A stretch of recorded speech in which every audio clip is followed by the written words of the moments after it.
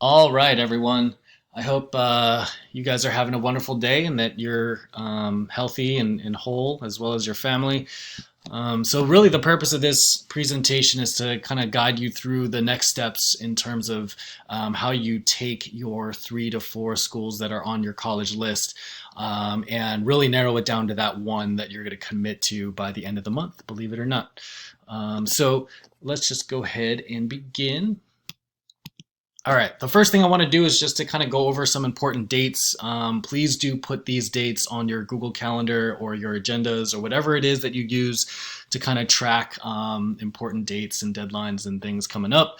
The first one should be a no-brainer. It's April 17th. That's when your 5 scholarships are due. Hopefully, you're applying to more than that. Please remember to forward me the confirmation of the scholarships once they are complete, and I'll give you credit for them. All right.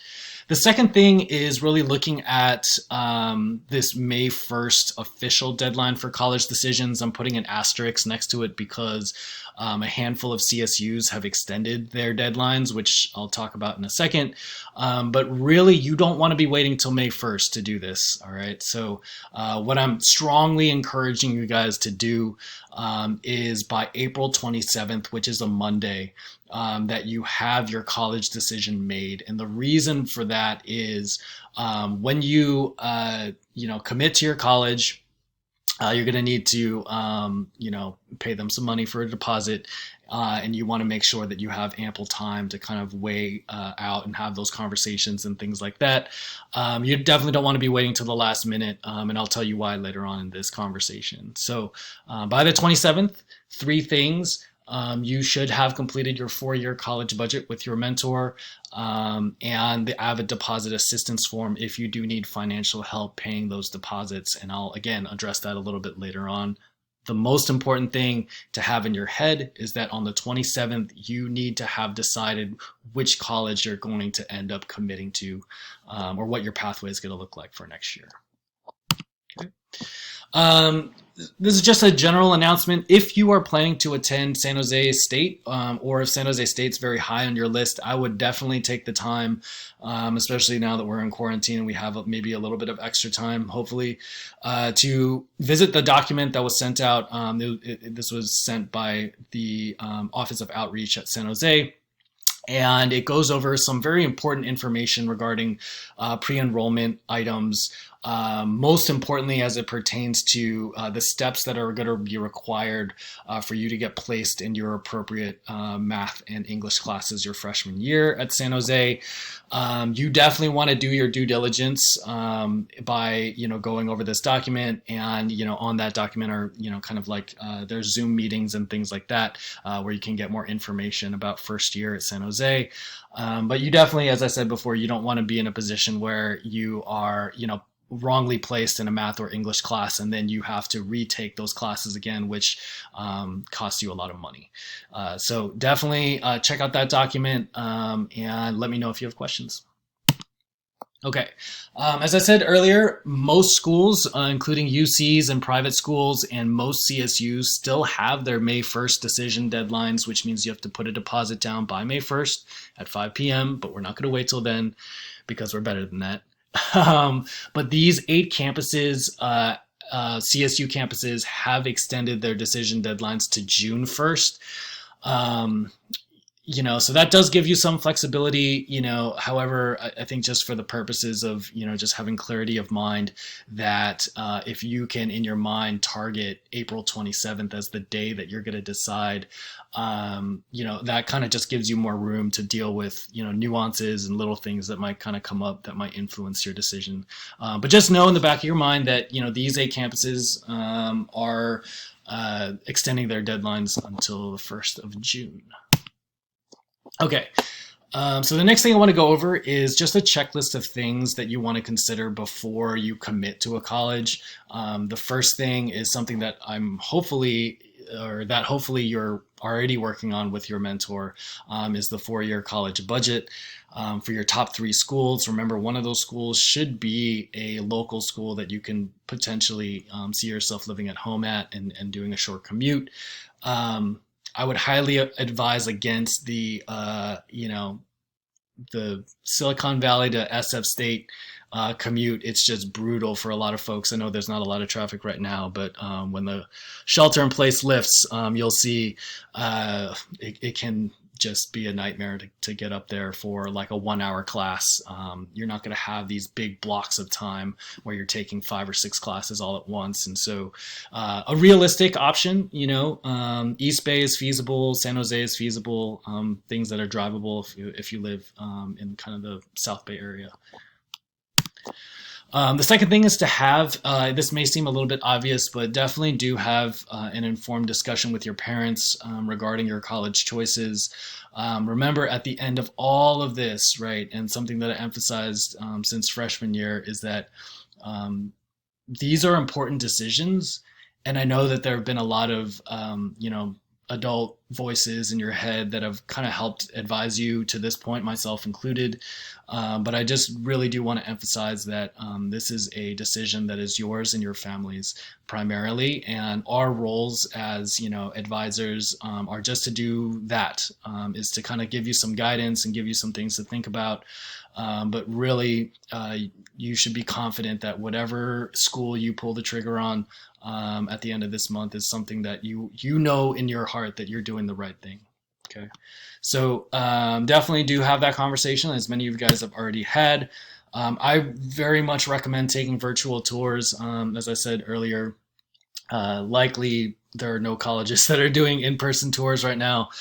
So definitely do take the time. You can look at YouTube, and there's, as you did in your college research projects your freshman year, there are a ton of resources out there, so you can kind of get a feel for the campus and the culture through these tours.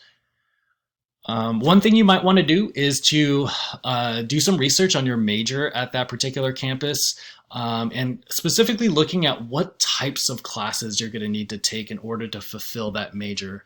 Sometimes majors like big broad ones like psychology, sociology, those types of things, sometimes can require classes or a series of classes that you're kind of like, what? And especially if you're deciding between two schools with the same major, you might really want to look into what are the actual classes that you need to take in order to complete that major. For example, if you have a major that requires you to take a couple semesters of this insanely high level math courses or whatnot, and that's just not something that you're into, that might be a mitigating factor in deciding against that school, right? And so it's always better to have more information than less. And so especially if you're deciding between 2 or 3 campuses, I would definitely look up their majors and the classes. One thing to kind of think about also is to continue doing your research on specific housing requirements. Housing costs, vary depending on the type of housing you're asking, whether you're asking for a single or a shared double or even a triple.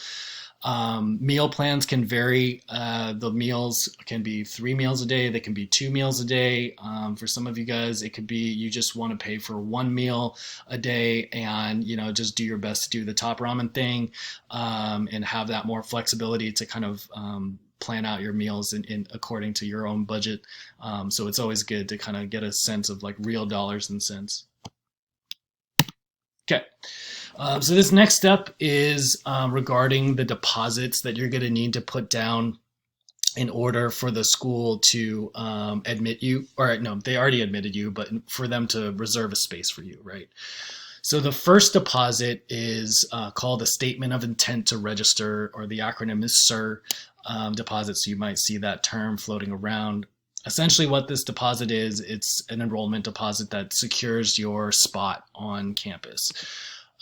Generally, these deposits may range, but some schools, I asked Ms. Ariata and Ms. DB, and they said that a majority of colleges, their deposits, their SIR deposits actually range from $100 to $200. Some schools like Sonoma State, their SIR deposit is $1, which is friggin' awesome, but that's definitely a rarity.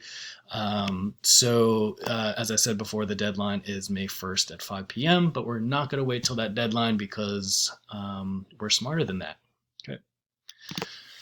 So the next deposit that you need to kind of be thinking about is a housing deposit. And just like the title suggests, essentially what this does is that it secures an on-campus living situation for you, a dorm. Uh, Housing deposits generally are a little bit more expensive than registration deposits or SIR deposits. It ranges anywhere from $300 to $400. I asked Miss Ariata this morning, and she said she's never seen a housing deposit for more than $500. So that's pretty rare. So I know that's quite a bit, so we'll kind of talk about how we can cover that payment in just one second. But just for the purposes of clarity, you don't necessarily have to live on campus, but there's a caveat to that. Some colleges require, like UC Merced requires that every incoming freshman undergraduate has to live on campus for their first year. And so you're kind of locked into this housing deposit. Many other colleges don't require you living on campus. There are certainly benefits and, consequences isn't the right word, but there's a good and the bad of both, right? When you're living in a dorm, you have that community. It's a good way to meet friends and all of that stuff. But again, like if housing is just substantially more expensive on campus rather than having an option to either live at home or live live off campus with some roommates. Sometimes depending on location, the difference can be big enough that can determine whether or not that's going to be a good college for you to go to in terms of what you can afford. So definitely do look into the housing requirements and to see if the colleges require you to live on campus and for how long. And as per your budget, I would encourage you to select the cheapest housing option. I know that a lot of you guys are probably itching to have your own personal space to live in that single, which I had that feeling too when my freshman year at UC Santa Cruz, but it was just way too much money. In some ways, it's almost double what it would cost if you were to room with somebody or even room with two people. And so most colleges will have triple rooms. And again, I know it's one of those things that it sucks, but like let's be realistic and practical with how we spend our money. And again, don't wait till the deadline. Many campuses have impacted housing. Some of them are not even guaranteed. And so the sooner you put down that housing deposit, the better. I will say that for some of you guys, if you know already for a fact, you've done all your research, you've done that 4-year plan, you're ready to go like now, then you can fill out the document that I'm asking you to fill out in a couple slides, and then we can go ahead and put down that registration deposit and housing deposit far before the 27th of April. But that's, again, I'm not trying to rush you guys or anything like that. It's just, if you know for a fact that you're ready, it's always better to get ahead of the line, I guess. Okay, so this next section kind of goes over frequently asked questions, and these are questions that have been asked of Ms. Ariata in the past and questions that students are asking me right now. So just so that everybody's on board, obviously there's going to be more questions that come up than answers, and if that is the case, feel free to shoot me an email or a text or a call. Okay. So the first question is a pretty obvious question that a lot of people are concerned with, especially right now, is that my family doesn't have a lot of savings. How can I pay for $500-ish worth of deposits? And so the answer is this, okay? One, I just want to begin with, don't worry. Everybody's going to get their housing deposits and all of that stuff covered. All right. So that's number one. That's kind of like the main general thing. It's just like, take a deep breath. We'll figure out the deposit thing. Okay. However, there are two methods of this. All right. If you were awarded an MVLA renewable scholarship, again, there's two different types of MVLA scholarships. One is the $2,000 one-off award, and the other are renewable scholarships. If you are a renewable scholar, okay, the MVLA Scholarship Committee will provide you up to $500 for your deposits. That money will not be taken away from, the scholarship award that they're giving you. It's just money that they set aside to help you with deposits because they know, for the most part, that avid type families don't have this money on hand, especially this year, right? So if you are in that position where you have a renewable scholarship, I'm going to ask you to kind of work with the MVLA Scholars Committee to get more information in terms of the payment, how that works. Again, the deadlines and the due dates are all the same, right? And so you want to definitely get on the ball with that and contacting them so you know. So you're not waiting until May 1st and you don't know how they're going to pay for your college deposit, right? So if you were not a MVLA Renewable Scholar, that's totally fine. Avid does have a donation fund that can help cover your enrollment and housing deposits up to that same amount, averaging out, right, to about $500 per student. And so if you are in that position, then there's going to be directions later on in this slide deck for you to kind of work with me so I can get your information and pay that via Avid credit card. The last line is that, I'm just asking you guys to be, independent, responsible in getting things done in an orderly and informed fashion, solely for the purpose of, this is really free money that we're offering you. And so, nobody has time to chase after you in order to give you free money. You know what I mean? And so please do your due diligence. If you could use the financial assistance or your family could, it's there. You just need to follow directions. Okay, next question is, if you are still deciding between two schools, hopefully it's not more than two schools, by the end of April, can you put down multiple deposits? And the answer is yes. But you want to exercise some level of caution because really here are two reasons why you would want to put down two deposits. Any of the other reasons of like, I just can't decide, like that's not really a good reason. I would just say do your homework and then decide. But if you're in these two cases, right, if you're on the wait list for a dream school, and you want to put down a deposit for another school just in case, that could be a good reason to put down two deposits. Or you are in a smart financial range at two schools and are waiting for a renewable scholarship like POE that can really make the difference between, being able to go to, this private school versus, a CSU or whatnot, then I might consider this with the caveat of knowing that despite the fact that MVLA Scholars and Avid, can help you out with one deposit, if you're going to put down more than two deposits, you're going to lose out on several $100s. And so just kind of know that in the back of your mind. Obviously, it's not ideal. You probably want to avoid these situations, but I know that a handful of you guys are on wait lists to some pretty great schools, and so that might be a good reason to kind of think about putting down multiple deposits. Again, some schools have different wait list protocols, and so it's important to just be informed. There's not really like a general guideline for if you're on the wait list, like here's when you put your deposit. So if you are on the wait list and you definitely want to go to that school, I would call them and just get that information. When are you going to grant decisions? How much do I need to put down for a deposit? And those types of things can easily be answered by a telephone call. Okay, next question is, can you appeal your financial aid package? And the answer is yes, but I'm pleading for you to start this process absolutely like today, if possible. The quickest way to get information is to call the school's financial aid department and ask to speak to somebody who can help you with appeals. It is always good when you call to get the name of that individual so that when you call back again, which eventually you're going to need to do that, you can at least reference back a conversation. So please make sure that you take notes as you're talking to these folks.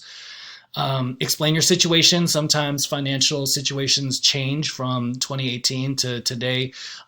Certainly, with coronavirus and, the economic shutdown and all of that, that's certainly impacted a lot of families and their ability to, keep the savings that they would have used for your college. Some of you guys might have had parents who have had to dip into that savings in order to, subsist or pay next month's rent. And so those would be good reasons to kind of talk about, as you are, going over your different, the different elements of your package, and to ask them questions, right? They're there to help you, right? And so don't wait for them to explain something. Definitely come up with a list of questions and ask. You can write an appeal letter, and again, those resources were embedded in the documents on my previous financial aid presentation. So you can go that route, but I would do both. I would begin with a phone call just so you can kind of talk to somebody face to face, versus kind of just hemming and hawing on a letter and then waiting and all of that, and then you have your May 1st decision deadline coming up. Just talk to somebody. Okay. Generally, UCs and private colleges are far more flexible with financial adjustments, and that's just simply because they have more money to give. Okay. I think this is the last question. How do I decide between two schools? All right. So after you've done your due diligence and you talked about location and majors and all that stuff, really what it comes down to is looking at financials. I hate to be the person to kind of take this, like if you're really your heart set out on a college, and it's just filling you up. I hate to be that person to kind of like bring you back down to reality. But again, when it comes to how much college costs and how real debt is, I would be negligent if I didn't kind of counsel you guys away from committing to colleges with huge gaps. All right. It's really burdensome when you graduate and you have an entry level job, which generally entry level jobs do not pay a lot of money, unless you're like some crazy super talented software engineer or whatever it is, which some of you guys will likely be. But for the most part, especially if you're planning to be a teacher or kind of like working in service or working in somewhere along those lines, your entry level jobs are not going to be paying that much at all. And so a monthly payment of even $400 or $500 a month is just huge. I mean, imagine that with your families right now, right? So my general guideline again is, if right now after MVLA scholars, and after your financial packages, if your gap is over $7,500 per year, right, I would really advise you to look at another option. Oftentimes, we fall in love with schools for, one or two or three reasons, or we talk to somebody who's been there, talk to somebody who knows somebody who's been there, and that kind of like shapes this narrative in our minds. But ultimately, in September, when you enroll at whatever college you end up going to, you're going to be in college, right? It's going to be a totally different situation. And just knowing that even if a school is kind of seeming like, like right now, that feeling can change, easily. And so the most important thing is that you are not setting yourself up for an egregious amount of debt after you graduate your 4 years there, just because you kind of fell in love with the school your senior year of high school, right? To make a smart decision. And so just know that most scholarships are one-time awards, outside of POE and MVLA scholars. I would say most scholarships are. So even if a scholarship offers you $5,000 to $6,000 for your first year, you really need to be thinking about your 4-year trajectory, and how you plan your budget so that it's cool. You're able to. Some people have full rides their first year, and then the second year they're like, how am I going to pay $7,000 or $8,000 when I don't have this scholarship? So definitely something to think about. Okay, I think this is the last question in this section is regarding POE. When will finalists be announced? Generally, POE comes out super late. The reason why, I have no idea.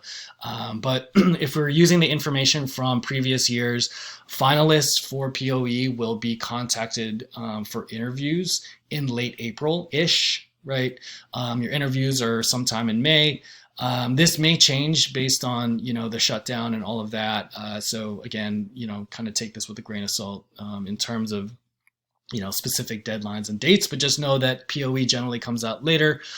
They do offer renewable awards that have a big range, right? Scholarship awards for POE can be $500 or they can be up to $5,000, right?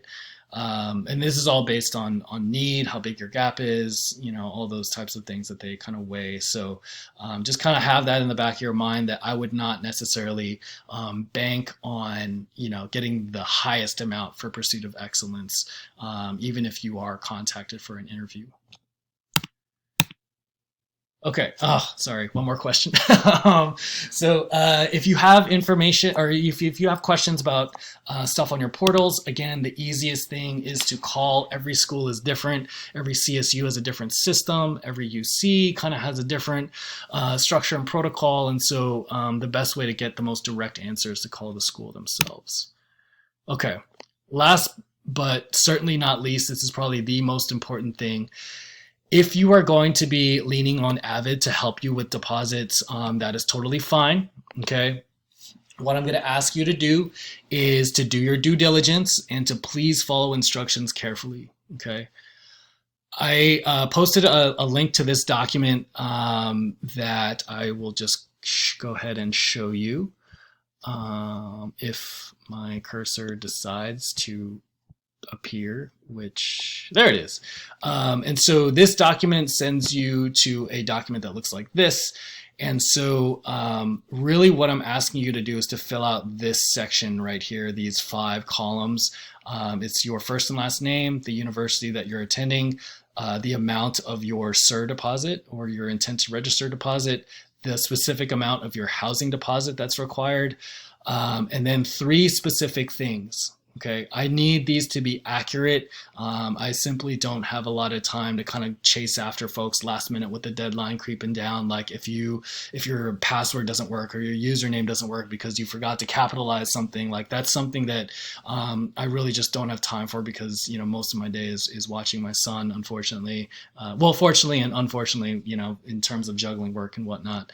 But that's one way you can really help me out is putting the URL link to the portal of the college that you're going to be committing to, the specific username and the password to so that I can access that portal because I'm going to be paying for this via Avid credit card. And so that is what I'm going to need. All right. Once you have filled this out before April 27th, the next step would be to send me a quick text. Here's my number again, just to let me know that, hey, I filled out the document with the budget and I'm ready to put my deposit down.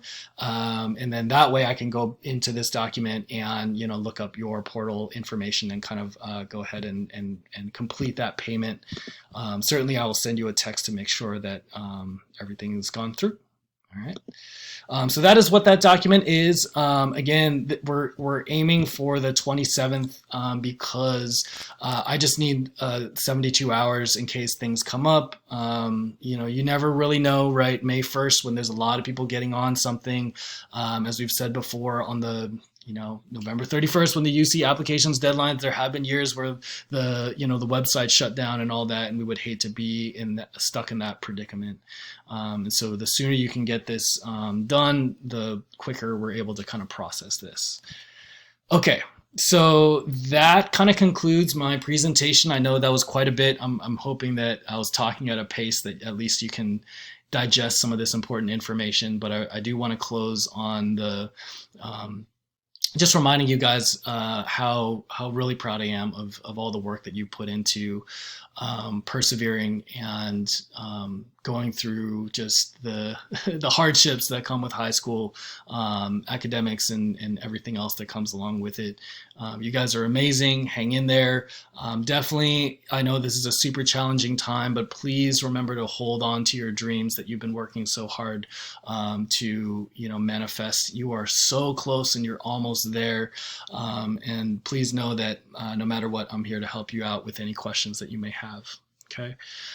So that kind of concludes this segment. Again, I'll be kind of coming on again and giving you presentations in the future for, relevant things that you should be thinking about as we go along. And so hopefully we can see each other in person again soon. But until then, I hope you guys are doing well, and please send all my love to your family and everything like that, and wish everybody well.